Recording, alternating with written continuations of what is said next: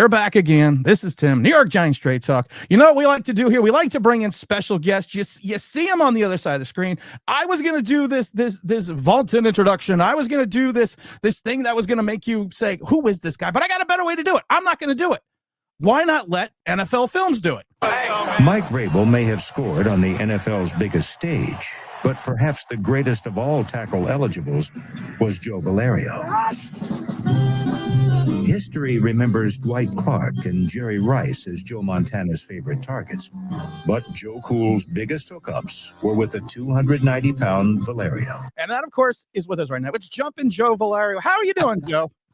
Jumpin' Joe Valerio. That's I think that was my Chris Berman nickname. I think when he covered that on ESPN, he always had to have something going on with somebody. I'm doing great, Tim. Thanks so much for having me. This is a blast. This is a privilege and a treat to join you and talk a little bit Giants Chiefs coming up here this weekend. We got Giants Chiefs this week. I got one question though. You that was from NFL Films, and I didn't play the whole segment because there was a great part of it. You literally called yourself the original wide out. Now, if we look at today's players, you were about 295 pounds. So I mean, you weren't this. You know, we have tight ends now that are 245, 255. So, I mean, I laughed when you said that. And I was watching some of the plays. I'm like, you could probably, if you could have been a tight end now.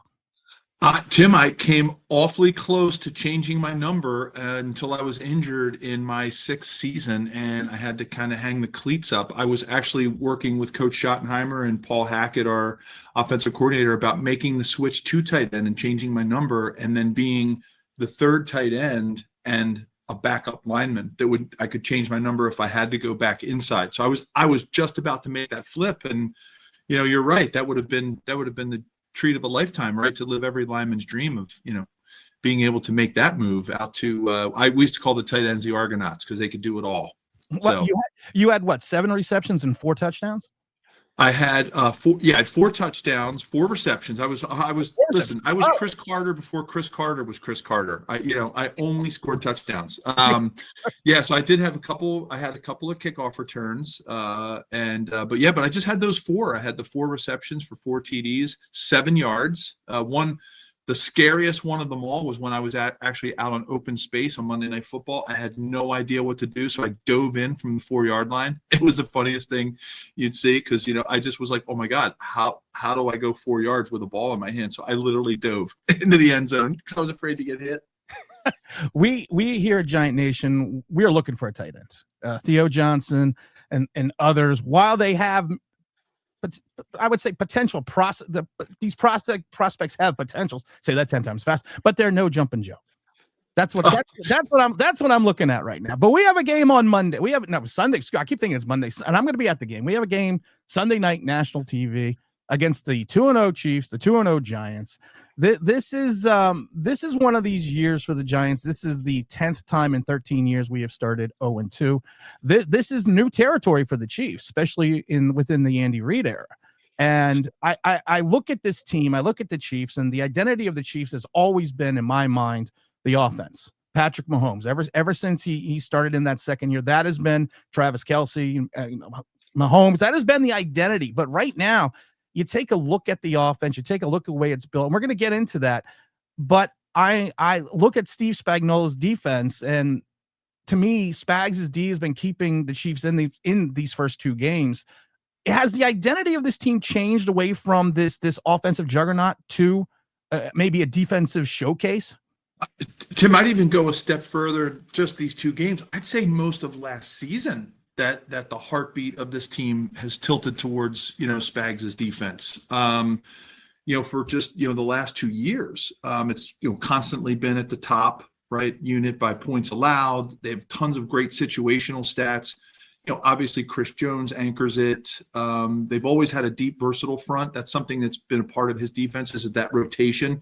Like sometimes you'd see Chris Jones like on, you know, 3rd and 4 on like in the red zone, you know, with teams going in to score, and Chris Jones is on the sideline resting because Spags puts a lot of faith in his depth up front. So, you know, people would always question that but he builds deep defenses. He builds defenses that, you know, give you multiple looks, and they give you different fronts. They give you different coverages. They throw a lot of blitz at you at just the right time. He's a master. I mean, Andy Reid is obviously lucky to have had him, and he's been, and I'm going to use that word again, I feel like he has been the heartbeat of this team, and the whole defense has been, which is amazing when you think that some people will still say that Patrick Mahomes may be still the most talented quarterback in the league.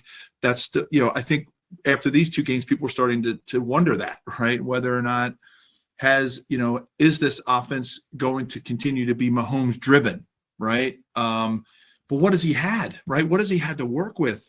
As Travis Kelce ages, you see this mix of receivers that are suspended and hurt and out, and they don't have that A-plus receiver that you want to have for your quarterback, like a Patrick Mahomes, and sort of they've struggled on the offensive line. And I'm sure we'll have a lot to say about Patrick. I have my thoughts about it.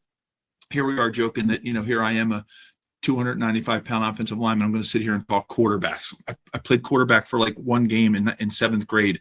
So who am I to say, Patrick Mahomes, one of the most decorated quarterbacks of a generation. But I have some thoughts about how he's playing right now. And I think a lot of it's in his head and what's happened over the last several years up front, the debacle Super Bowl, with when they lost, when the offensive line just was in shambles. This last Super Bowl, the offensive line was in shambles, and they had the pieces of the puzzle. They just were trying to put them all together, and I think it's changed the way he's played. And the first game, if anybody watched that Friday night Brazil game with the Chargers, I mean, it was like Justin Herbert looked like, I'm going to go back to my days and maybe your days, Tim, like of watching those statuesque quarterbacks back there, Dan Marino, John Elway, Joe Montana, these quarterbacks that, kind of like let the pocket build around them. They took their time. They took their 3-4 seconds for receivers to get open. And that's what Justin Herbert was doing in that game. He looked like Dan Fouts back there, right? And he just picking the defense apart, because it looked like the Chargers were playing on like a football field that was double its size. It looked they were playing on like a soccer pitch, with the extra yardage. And it looked like the Chiefs were playing in a racquetball court, right? I mean, that was the best analogy I had. It was this tiny little offense that was like contained on a tennis court, or to go with the new sport of the day, the pickleball court. I was gonna say pickleball. Probably not exactly. We're old. Are older. Yeah, exactly. I have to admit, though, I am younger than you are by 4 months. There you go. I just wanted to throw that out there, because everyone's talking about my advanced age on this show. But let's get into Patrick Mahomes right now, actually, because you look at his wide receiving cores, and you look at his wide receiver cores over the years. I always equate them a little bit to the early Tom Brady ones. He's got the Jabbar Gaffneys, he's got the David Pattons, he's got these guys that are not household names. The Chiefs have tried to bring in people like Juju Schuster, Xavier Worthy. Of course, we're gonna see if we can't get a little bit of an update on him. But you got Hollywood Brown, but it's not the household names. You still have Travis Kelce, but we have to admit that he is on the second half of his career. And he is not the player that he was 4 or 5 years ago. And I think Patrick has adjusted his play to what he has, to the fact that right now Patrick Mahomes is leading the team in rushing, which when I was looking at that the other day, I was kind of astounded by that. Can you talk kind of about the evolution of where we have gone from Patrick Mahomes to where he is and what he's doing and how he's playing now, and how that may be either beneficial or not beneficial for the Giants? Yeah, I think what he's doing, Tim, is he's number one, to get psychological on us, he's carrying the entire weight of the team on his shoulders. Obviously, right? You could just see the way he plays, right? He's trying to truck defensive backs, right? He's trying to. I was like, you need him. You might not want to do that. But that's a sign. That's a small sign that shows you that he is trying to do way too much than he needs to do, right, as the quarterback of this team, because he doesn't really have the tools around him. Let's start position by position, right? Let's even go to the backfield. And I love Isaiah Pacheco. I love Kareem Hunt. Both of them, you intermix, people will say all the time, and I know I'm using a cliche that's used around this team, they run like they hate the ground, They run angry. They run, but at the same time, they're not top 10, top 15 running backs. Let's be honest, right? As much as I really appreciate them as players, I appreciate Kareem's turnaround, his comeback story, what Andy Reid, if anybody watched, the Kingdom show where, Andy just always giving people second chances. Like there's some great story around that, around Isaiah Pacheco, smaller school Rutgers, coming out and making an impact and just running with passion, the way that running backs sometimes used to run, back when we were growing up watching football and the Walter Paytons of the world. But at the same time, God bless them, they're not Derrick Henry, they're not Josh Jacobs, they're guys that are serviceable. And that's a word that gets used a lot around this team. Serviceable, receiving core, serviceable, right? I would say this receiving core, again, not to sound like a broken record or somebody who's whining, bringing the wine without the cheese, right?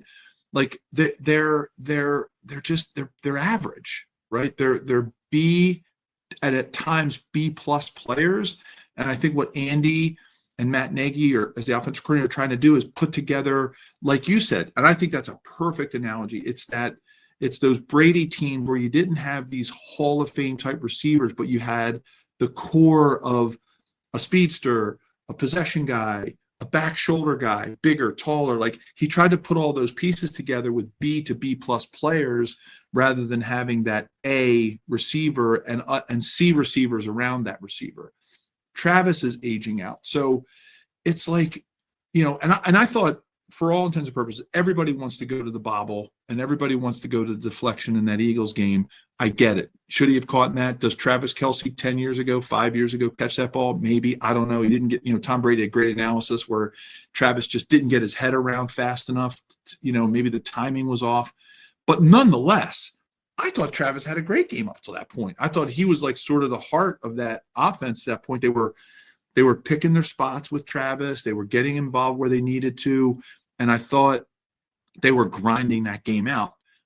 Unlucky, right? The ball's shaped funny. It hits his arm a funny way and it gets picked off. So it's a different game if he catches that. So I guess what I'm trying to say is, long answer to a short question, is Patrick is really just trying to put too much of this team on his shoulder. He is trying to do too much. And what he's doing, again, I'm going to preface this with, I'm no quarterback coach, right? I'm just an observer of the game and somebody who's been around, Joe Montana and some other quarterbacks that, I learned from and watched them play through practice and things like that, which was the sort of the privilege of my career, was getting to play with that guy and actually catch touchdowns from him, which is insane, right? But what I see Patrick doing is he's just and as Giants fans, watch this game, he's pushing everything up in the pocket too soon. He's just, everything is rushed. He's not giving receivers a chance to get open. He's not letting them complete their routes. He's feeling the pressure in the pocket way too soon. And as a lineman, that's like the worst thing that can happen, right? You want to know at least where that defined pocket is. When you're playing offensive line, first of all, we literally don't have eyes in the back of our heads, right? As much as it looks like left tackles sometimes do, we don't. And so you need that feel. You want to create a pocket. And every time, you're a creature of habit as an offensive lineman, you want to know where your quarterback is. You want to take the same steps, because if you don't, guys can just literally take over. If you don't know where, the Dexter Lawrences are of the world, or the Thibodeaus, where they are, right? If you don't know where they are, you can't block those guys today. Like, you have to know where the Chris Joneses of the world are going to be, and you want to keep your quarterback protected in that, what I would call, ellipses or, semicircle, whatever you want to call it. You want to keep him in there for at least a couple of seconds, 3 seconds, maybe 4, if you're going back to the Joe Montana days.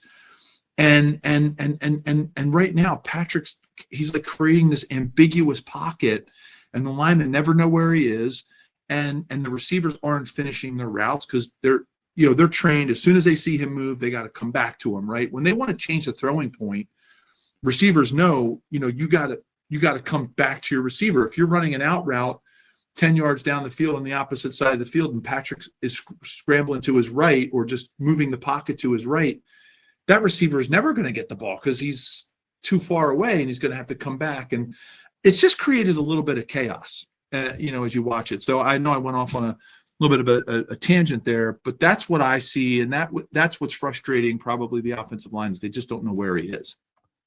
Bill Parcells, and you talked about the Travis Kelce play. Bill Parcells said years ago that a game is not lost or won on one play. It's lost or won on a series of plays that you either made or didn't make during the game that led up to that one play. So I took a little exception when people were getting on him for that. We had a situation last year when Malik Neighbors dropped a 4th down, but it was a stretching catch out of bounds. But again, you make those 4 or 5 plays within the game, you don't have to worry about the last play of the game itself. And like I said, even with Travis Kelce's, I'm not going to say advanced age, but getting older, the Giants defense is not known for stopping the tight ends. I mean, we just had Zach Ertz, who is 497 years old, get 70+ yards on us. Jake Ferguson had a good game. So, I mean, the field is usually open for the tight end against the Giants, especially the last 4 seasons. But you spoke about the running game. The Giants' biggest issue this year in the last 4 years is stopping the run. We gave up 220 yards to Dallas. We gave up 132 yards on 32 carries to a very pedestrian Dallas backfield. When you have the likes of Miles Sanders, who I never disparage anyone that made the NFL or is in the NFL, but when you have the likes of Miles Sanders running for touchdowns, Williams running for touchdowns, and even Turbin getting yardage, and Dak, who's not a fleet of foot, but still, teams have figured out if you want to beat the Giants, and you want to beat them early, you run off tackle. Because we have undersized defensive ends in both Kayvon Thibodeau, Brian Burns, and Abdul Carter, who are all basically the same player. Undersized defensive ends that really can't play linebacker. So teams have figured out we attack the edge. Do you think with Hunt? I like Kareem Hunt. I haven't seen him play. I mean, like I said, I think he's not the player he was years ago, but do you see the Chiefs maybe trying to establish the run game early to help Mahomes and maybe take that internal clock and slow it down a little bit so he's not oversensing the rush? I couldn't agree with you more, Tim. If the Chiefs are going to get back on track, what scares me a little bit about that is I thought that's what they were going to do in the Super Bowl.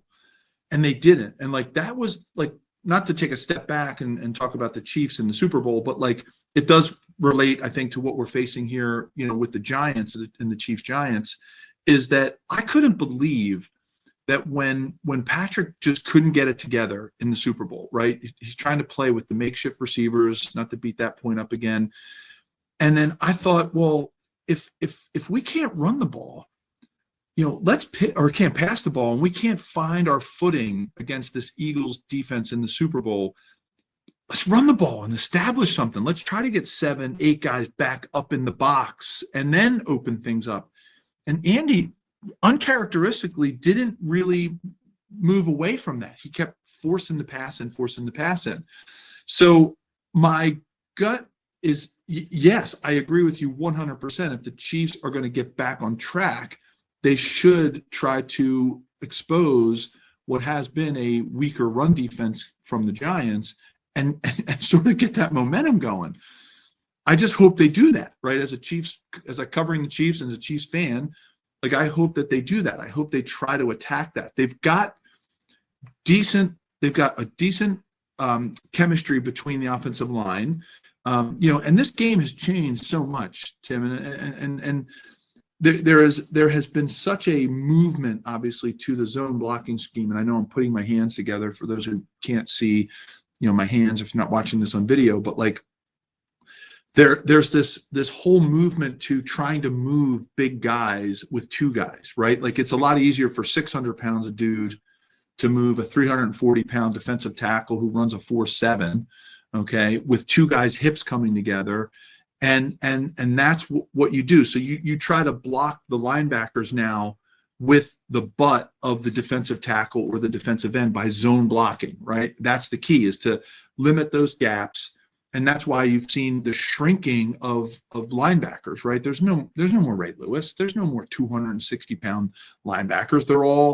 They all look like the Chiefs linebackers, right? Slim, even in the middle, the Mike linebacker, if you're running a 4-3 defense, with your 4 downs and your 3 linebackers, or you're running the 4-2-5, which, you glorified linebacker and your strong safety.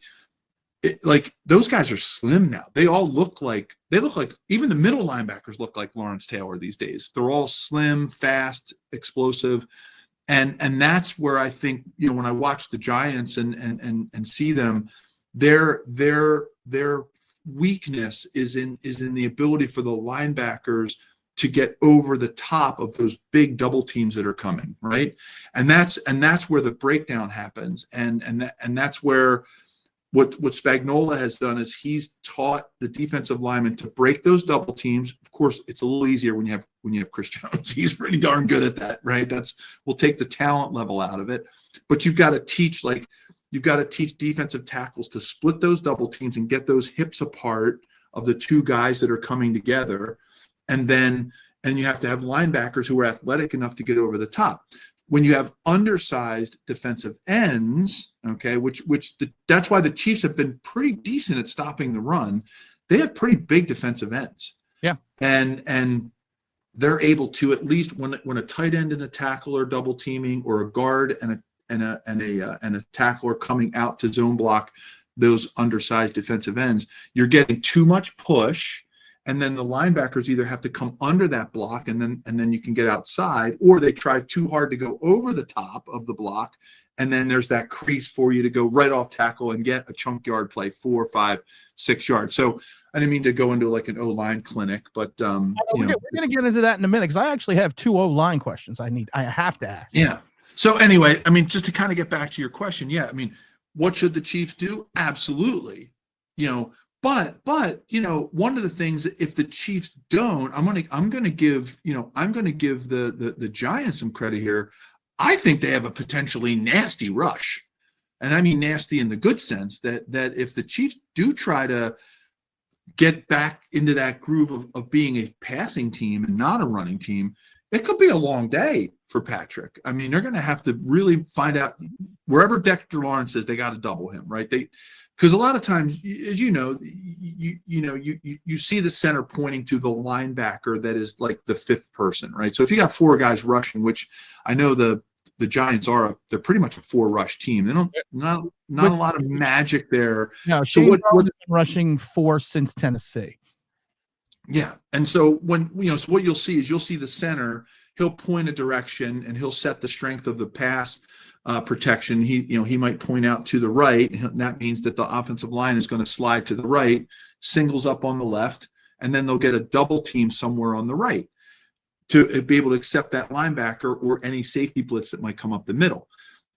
What they're going to need to do is they may have to set the rush to Dexter, because if he lines up on the right guard and Creed Humphrey goes left, as good as Trey Smith is, he's going to be in for a long day against Dexter Lawrence. I think he is fantastic. So definitely going to have to be careful in the middle of the pocket. And I think they're going to have to change, as much as we don't want to, as an offensive lineman, change the launch point. I think they've got to change the launch point of Patrick because of that. They're going to get a lot of push up in the middle, especially if they line Dexter up over Kingsley Suamataia, who's still kind of finding his sea legs as their left guard. He's not the best pass blocker at this point. If he gets help from Creed Humphrey, the center, he does okay. But they may try to get some push in the pocket over there. So it's going to be a long day in the middle of the pocket. So Patrick's going to have to stand back there and stand back there and be patient, or he's going to have to change the launch point, and then they're going to get into that situation again where he's running right into Burns and Thibodeau. So it's going to be an interesting game up front. Dallas and Washington, their offensive line. Dallas's line is not what it was 5 years ago. Washington has, with Laramie Tunstall and some of their draft choices, they've improved the offensive line, but they kind of figured out that with the Giants' speed rush, and Kayvon Thibodeau has had this issue since he's come into the league, is the Giants have a tendency with these guys to cut their rush too wide, that they seem to be heading more towards the sideline and not cutting it in soon enough to get back to the pocket, and they're losing valuable time. And we've done film breakdowns on this. We've watched this for a couple of years now with Kayvon Thibodeau. Do you think that the tackles for the Chiefs can help steer the Giants a little bit more wide? So the Giants, so Patrick Mahomes does have that extra second or so, or do you think with the speed matchup with the two tackles that you guys currently have, that this could be a game where we haven't seen the vaunted rush yet for the Giants? Like, this could potentially be the game with their speed and with their ability to rotate these 30 guys around, that the tackles may not have the wherewithal to deal with that outside speed rush. Yeah, no, and I think where I'll start with the Chiefs' strength at tackle, which who would have thought a guy coming off of patella tendon surgery who weren't even sure if he was going to be able to like play a lot of this year is having, I think, other than Creed Humphrey and Trey Smith, who are really, they're all pro guys, they're solid in the middle. Like, I think he's having like probably the best year, like when you look at where he was supposed to be and where he is now. I'm really into this Josh Simmons kid. I think he's athletic. Everybody saw him track down on the interception, the Kelsey interception, the bobble ball, and they saw him track down. He caught that defensive back, 40, 50 yards down the field, took the right. He's a super athletic guy. I'm really happy about that over there. I think if I'm the Giants, I'm focusing over on Juwan Taylor. I think if they get upfield on him, God, everybody has seen the clips and the memes and all the stuff about Travis yelling at him and line coaches yelling at him, Andy's yelling at him. Like, dude, stop jumping. Like, and I'm telling you, Thibodeau will get into anybody's head, all pro guy. Now you got a guy that is, we call it being jumpy. It was always a term, when you had an offensive lineman who was jumpy. He is on the other end of the spectrum when it comes to that. So I would imagine that they are going to be putting the speed rush on that guy, on Juwan Taylor, and trying to get him to jump. And then it's going to open up the inside for guys to make inside moves. They're going to get offside penalties. I'm telling you, if he gets one or two offside penalties, he's the most penalized Chief on the team. If he gets some more, I'm telling you, I would not be surprised if Andy pulls him. Because they do, they did do, the big off-season signing, and so I'm imagining that if they get more problems out of him, I could imagine Jalen Moore will come in. I can't imagine if he has one or two penalties, and Thibodeau, and then chaos starts. And I think that's a great opportunity for the Giants to win that game, is if they can get that kind of chaos. So I think you're absolutely right. I think you're spot on with your analysis.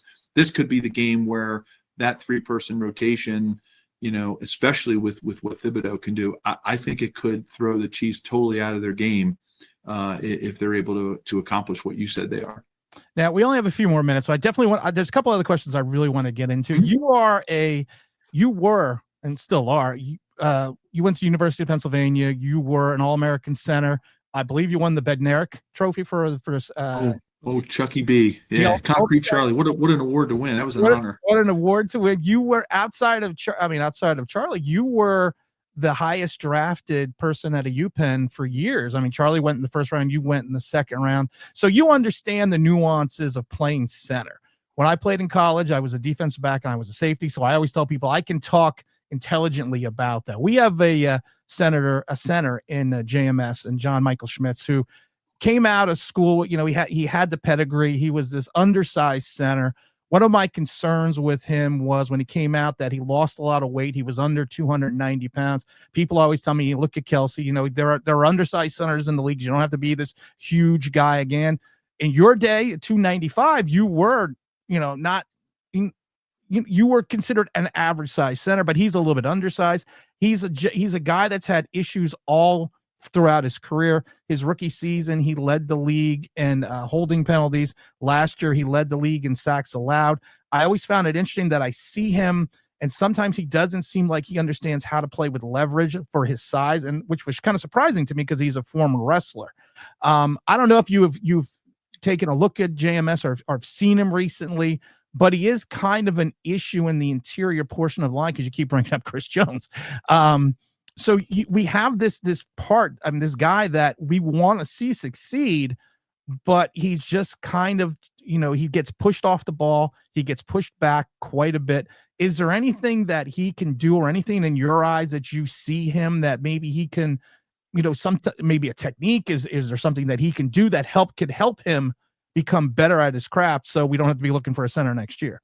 Yeah, no, that's a great question, and it is a very interesting position to be in at center, because everybody thinks it's easier because you have bumpers, right? You got these guardrails of these two massive guards on either side, but when teams do see that, when they see a center who doesn't have the leverage that someone like, I'll use two centers that I'm very familiar with, Jason Kelsey, having living here in Philadelphia and understanding and watching him play, and then a Creed Humphrey, or centers that I played with in the NFL like Tim Grunhard, back in the 90s and early 2000s. Like, they were guys that had an incredible amount of low center of gravity, short legs, the ability to hop back quickly when they're getting bull rushed.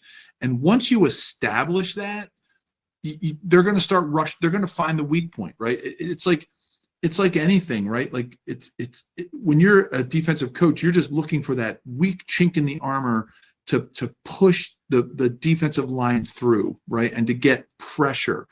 And I think what JMS, probably, if I had probably one of the best line coaches.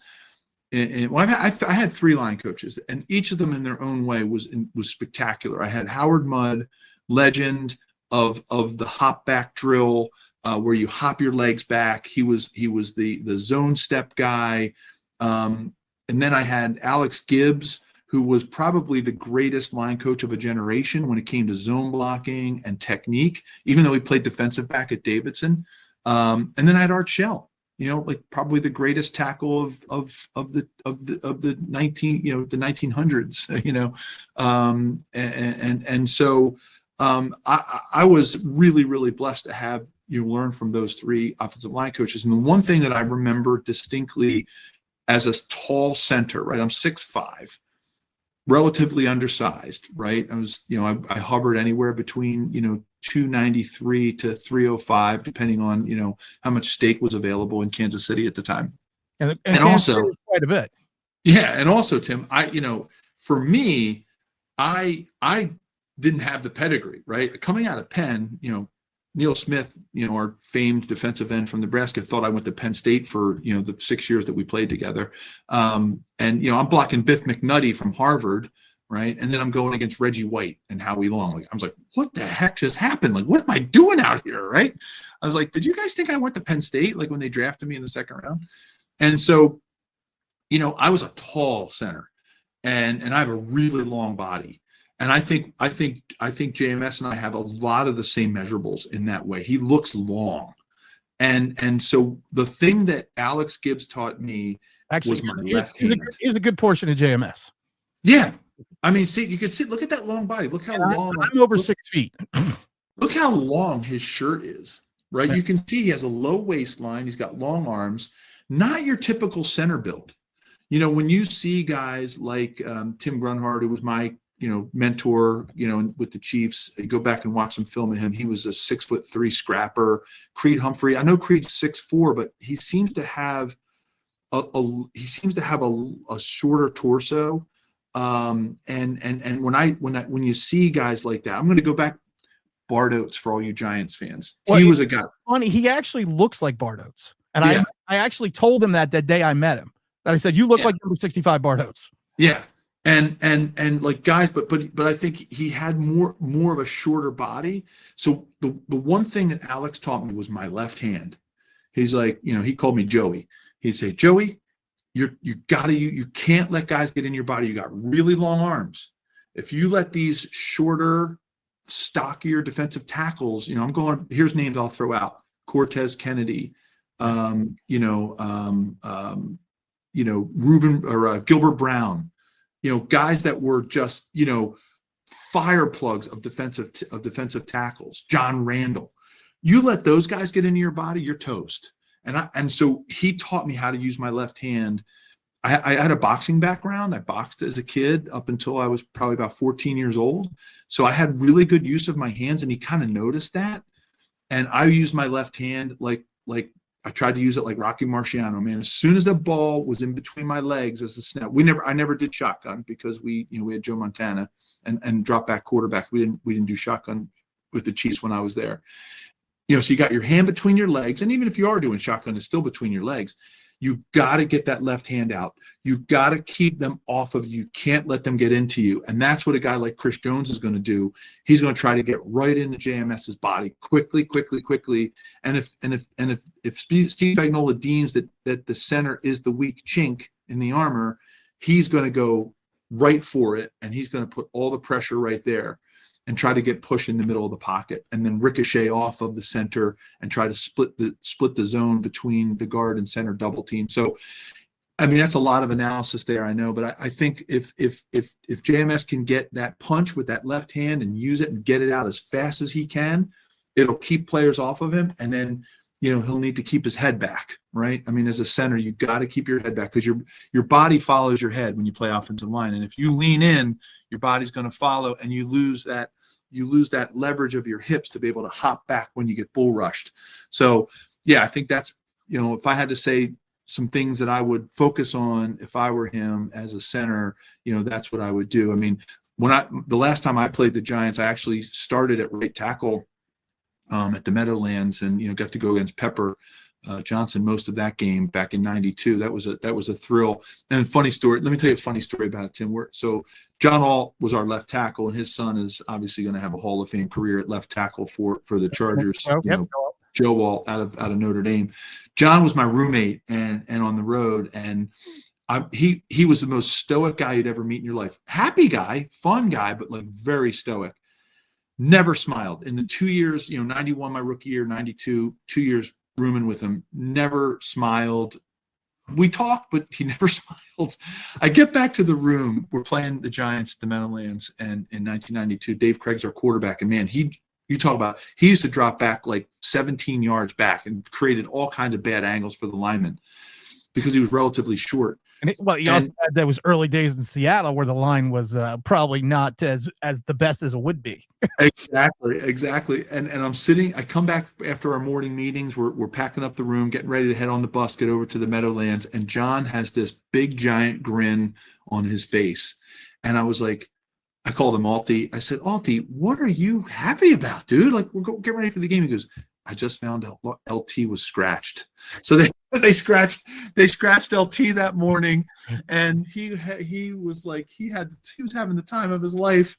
So happy he didn't have to play against LT. But like, yeah, that was a real thrill to play so close to home back then, and have that start against the Giants back in 1992. So this game is bringing back a lot of memories for me. Well, we all know FanDuel, which is the number one sports book in the nation, in America. Everyone goes to FanDuel.com. Right now, they have them as 6.5-point dogs, the Giants. I take a look at the spread, and FanDuel the last couple of weeks have been really right on with the Giants spread. Even they could have given more points, except for that game last week. And of course, on FanDuel, it's not only just sports betting. You also have casino games. You also have the casino apps. You have FanDuel television. You also can do all your fantasy stuff on FanDuel. Like we always say, FanDuel.com, number one sports book all in America. With a $5 winning bet, you can get $300 on bonus credits. But do you think, I mean, I'm not even going to ask you what you think about the spread, because I think I worry about the spread with the Giants because I'm not sure. I see that 6.5 points and I look at it and I go, I got suckered in during that Washington game by taking the points. Last week, I actually took the points again and came out ahead. But at the end of the day, the spread to me is just what it is. But I see this as a close game. I see this as a game that if both teams play to their strengths, I do think Kansas City is better defensively at times, and I think they're better coached with Steve Spagnuolo, because we're a big Spags fan here since the 2007 season. But I do think that I get worried. I get worried that teams are going to see the Giants on the schedule and say this is a get right game. And I worry that with the 0-2 Chiefs coming in, that with this matchup, I personally this time see the Chiefs probably taking this game in a close one, maybe like 21-17. The Giants had a prolific offense last week, but also the defense gave up 40 points. So how do you see this game rolling out? I couldn't agree with you more. I mean, look, I know that's a big line, but like you have to remember, like 6.5 points, like that's a touchdown. Like it's so when you think about the game as it progresses, right? Would the Giant, going up against, what has been known, okay, and I'm not just being a Chiefs homer here, but like has been known as the vaunted Chiefs, right? Like, this magical team, 5 Super Bowl appearances, 3 wins, blah, blah, blah, all those accolades, all those things that come with being sort of a team that's been on the rise for a pretty good time. Like, would you be mad if you lost 21-14 or 21-17? I mean, that's so a touchdown spread is not. I think what's probably most frustrating to Giants fans is it's a home dog, right? Yeah. And like a 6.5 point underdog at home. Like, all right, come on, guys, give us at least the 3 points for being at home and make this a 4-point spread, right? And right back to your score, 21-17, right? Which I am, Tim, and I'm not just agreeing with you because we're sitting here chatting, prepping for this game, but like I do also believe, I don't think we're going to see something like we saw against the Cowboys. I just don't think we're going to see but either team exploding the way that game had. That was a slugfest. Bam, bam, bam. That fourth quarter was crazy. I mean, 41 points in a quarter. I haven't seen that since the NBA. That was insane. And I don't know if we're going to see that again. As much as I think fans love seeing those games, I'm telling you, I really enjoyed watching that game. I was just like, that was really, really fun to watch because I think that's what people, they want to see. I think we're going to see more of a defensive battle. I think we're going to see more of what we saw Eagles Chiefs, where, it's going to be one of those games that is just, it's going to be a battle of field position. It's going to be a battle of attrition. Who makes the fewest amount of mistakes? As both teams, try to right the ship and get back on track. I mean, look, I think Russell Wilson, watching him in that game, he's still got it. I mean, he's still got it. I think it's all in there for Patrick Mahomes. So I think both of them have it. It's just a matter of getting the supporting, pieces around them. I think for the Giants, it's going to be about, what's going to be their blueprint to keep it close, to keep it to that 21-17 game, that if the Giants do get the ball at the end, could get them their win, right? I think keep the Chiefs off the field, right? Run the ball, use Russell with the RPOs, finish drive. Here's what they have to do. They got to finish drives with touchdowns and force the Chiefs to do field goals. That's just math, right? That's not rocket science. That's a Captain Obvious statement there. I think if the Giants are boring and brutal, eat the clock, steal a possession here or there, make KC kick field goals, they could shock a lot of people, and that 6.5 point spread might look foolish to some if they're able to do that. If they can take those layups away from Mahomes, pressure him, make him move the pocket, and just try to get him out of his game and put the pressure back onto his shoulders. I think that's how the Giants do it. I think if they pull the upset, I think they're gonna need like a +2 turnover margin. I think, just to be honest.